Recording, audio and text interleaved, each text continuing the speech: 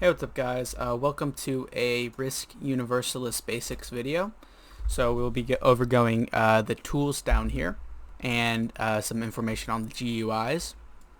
So first thing we're going to go over is the paint tool. So the paint tool is vital for a lot of things, mostly for mapping out countries, occupation zones, all kinds of things like claims, and the list goes on basically. So first, you'll be greeted up with this palette. So, in order to paint, you want to choose a color. So, let's say you want to pick red, or yellow. Let's pick. Let's see here. Let's pick, I guess, this color right here. So this kind of dirt brown. So, the first thing you want to do is make sure recolor is on, so you do not make an accident while mapping or doing any kind of other thing.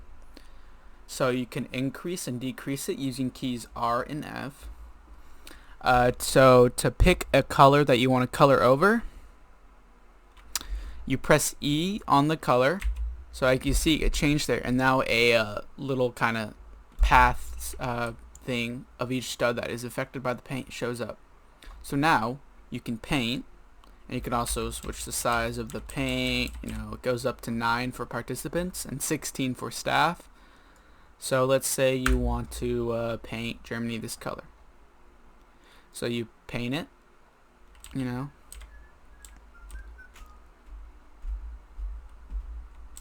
These are some little colors here that I messed up. So I want to paint that. Okay, so we have a brown Germany. So the next tool over, next to palette, is spectral. This is more for advanced kind of painting. It really determines like what color you want to choose exactly, so you can get all kinds of different colors like this color, purple, red, and there's all kinds of really cool combinations you can do and little color changes. It's also very useful in PRP if you're mapping. So yeah. Next to that is the even more advanced thing. It really goes deep into like the colors you want, and it's very, very useful for finding the exact color you want.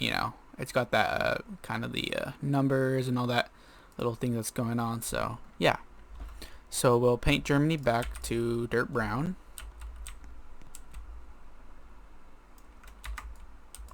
And that's the paint tool. You can also paint with improvements. You can paint the like buildings. Say you want this like fort, you can paint it.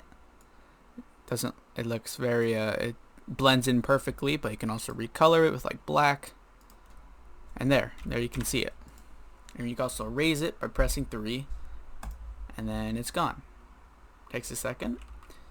And then the next tool we'll be going over is the build tool. So the build tool is very useful in placing cities, forts, all kinds of information text. So if you want to place a city, you press Q on your keyboard, and then you can place a city. Let's say Berlin is probably right here.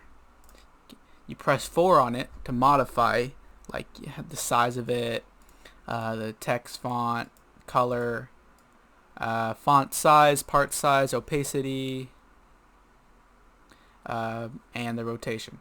So let's type in Berlin. So there's Berlin. So we can also change the font. Let's change it to Source Sans Bold. Let's change the color to have this kind of cool capital color. You can also change how big it is, the part size. If you want the part to be gone, there it is, and also the rotation. Let's put it like that. And you can also lock it to choose for each thing you're modifying. You can change it like you don't need to do it every time without the lock style option. So it's pretty useful. So we locked it there, and now Berlin. There's Berlin. And if we want to put down like Munich, then we can just put down Munich, and it'll already make the city disappear.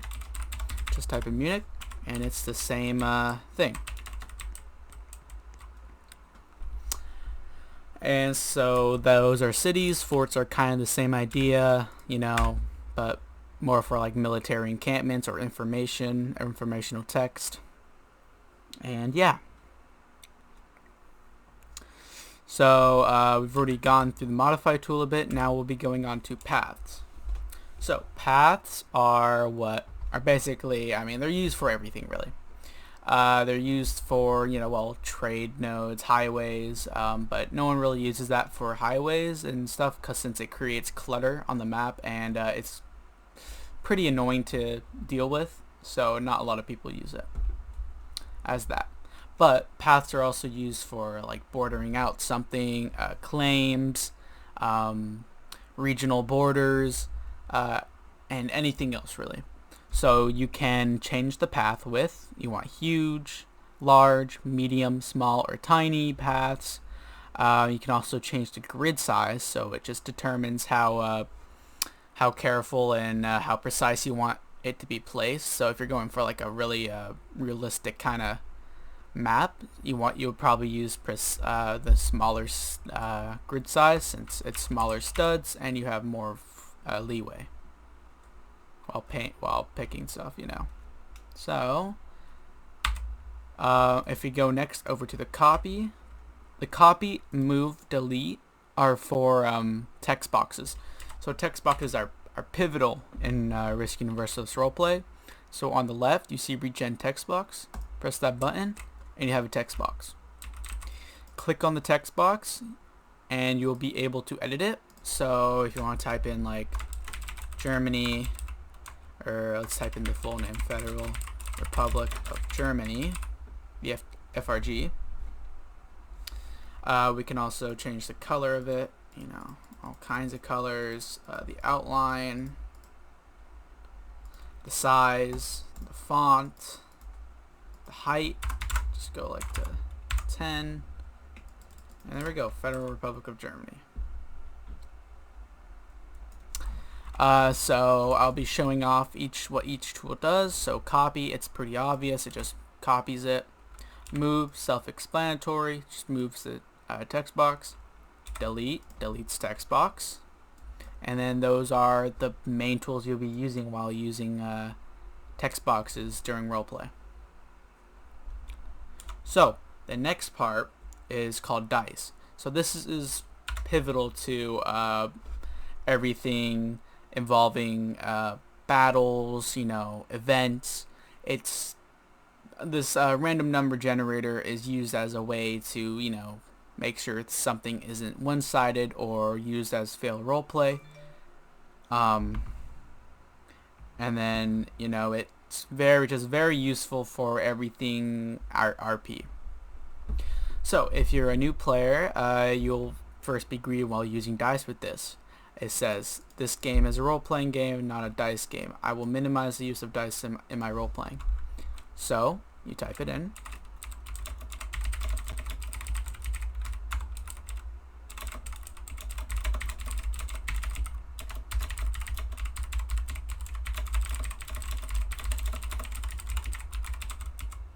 There's just like a little note from the creator, Amity. All hail Amity. And then usually it'll work, but for some reason, oh, there we go. So now we have access to it. So on the left, you see this click anywhere to roll. So self-explanatory, you roll it, and you get 11 out of 12. It says your name.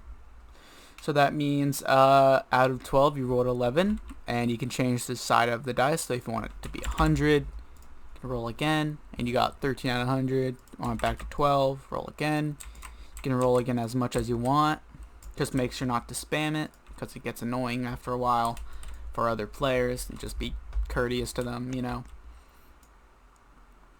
And then that's basically it for dice. It's very simple, very self-explanatory. You do not need to, you won't need a lot of help from staff or other players for the tools. So another tool I like to talk about is the raise tool. So this tool is very, very explanatory. It just deletes cities and other forts and paths. So if I place down a path, I press Q, I press on path, press Q to start a path. I could make this. And there's a path, and then you press Q to end it. Press on raise, and now you can raise things. Just delete the paths and cities and of course forts. And then that's basically all the tools that they're all very useful for the game. They're very simple, and they just help out a lot during your role plays, and well, you have to use them to role play the game in the game. So yeah, so that was a very, very basic video on everything that's, for the most basic things. Of course, there will be other videos later down the line where I talk about RPing and all kinds of things that a lot of Risk Universalis incorporates. So if you have any questions, feel free to leave them down in the comments, and I will see you guys soon.